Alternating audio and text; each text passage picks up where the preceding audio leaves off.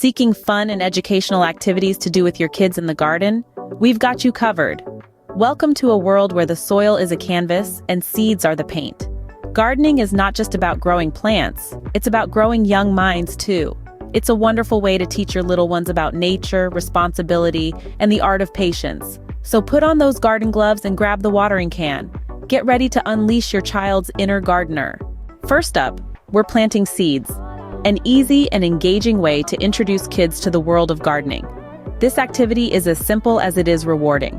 Start by choosing seeds that are easy to grow. Sunflowers and radishes are great choices for beginners. Next, you'll need to prepare small pots or a garden patch with potting soil. With your garden space ready, it's time to plant. Make small holes in the soil, drop in the seeds, and cover them gently. Then, water the seeds lightly. Remember, too much water can drown the seeds, so be careful. Once you've planted your seeds, position the pots or patch in a sunny location. Now comes the part where patience is key. Explain to your little gardeners that they'll need to water the seeds regularly and wait for them to sprout. The joy of seeing a seed sprout and grow is truly rewarding for kids.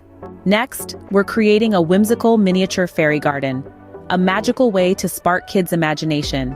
It's as simple as picking a cozy corner in your garden or grabbing a large pot. Fill it with a good amount of soil and start planting small, vibrant plants to create a lush, miniature landscape.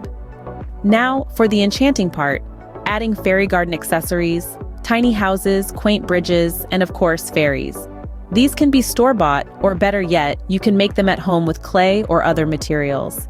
It's a wonderful opportunity to get those creative juices flowing.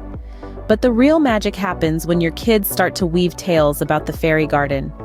Encourage them to imagine and narrate stories about the miniature world they've helped create. This exercise not only fosters creativity, but also enhances storytelling skills.